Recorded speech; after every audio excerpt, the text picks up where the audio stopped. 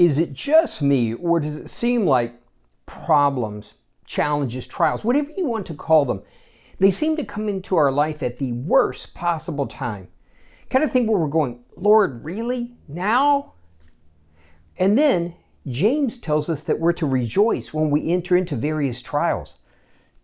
Do we have to?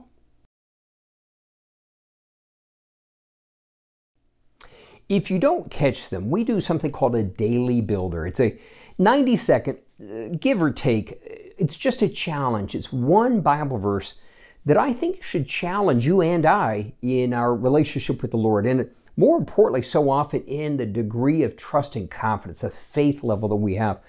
Why? So we would grow into, mature, become everything He has for us to be.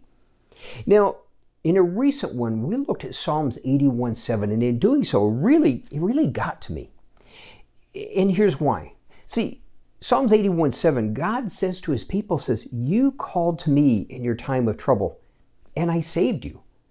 But then it goes on and says, and I tested you when there was no water at Meribah. I tested your faith. What happened?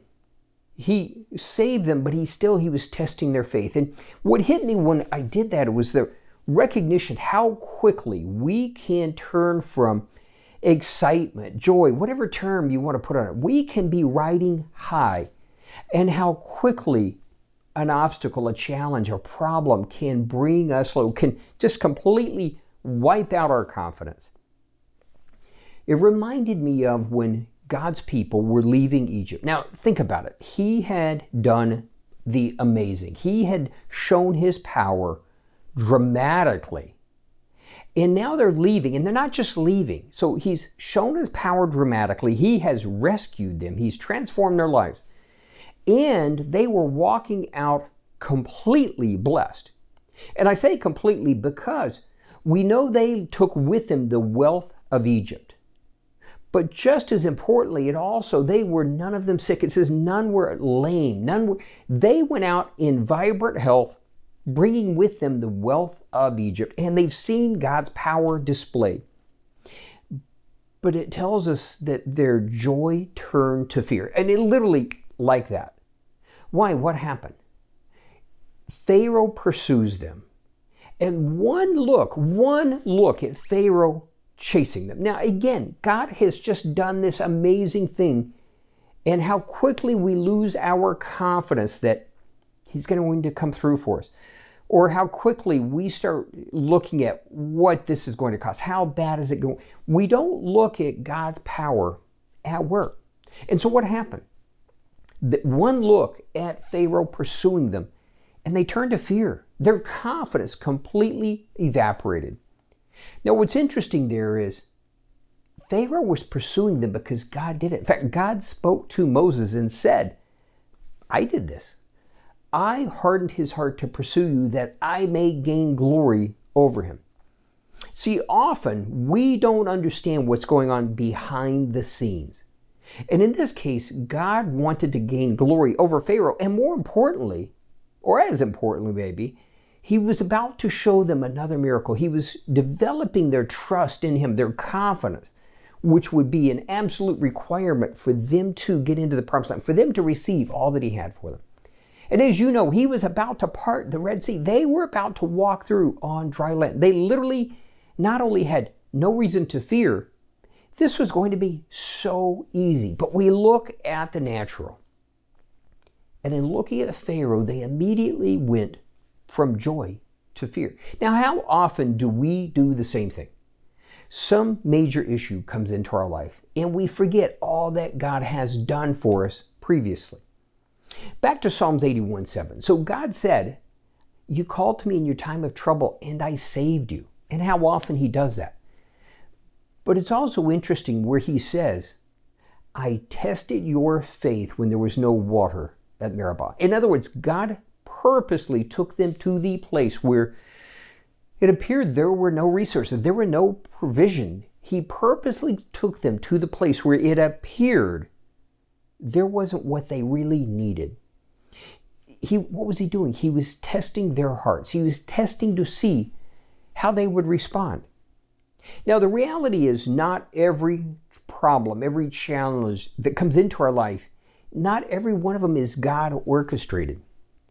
But regardless of whether it was God orchestrated or it's just life in a fallen world, whatever the source of the problem, the challenge, our response is actually supposed to be the same regardless of the source, which we rarely know what the source is. Coming back to James 1:2 says, "Rejoice when you enter into various trials," which is not much fun. I remember that was probably the first Bible verse I learned as a kid, and seriously, it was like, really? But we have to understand the purpose. So why do we rejoice? Well, first off, that word trials, it literally means to prove by experiment or experience. See, the trials that come into our life, whatever the source, have a purpose.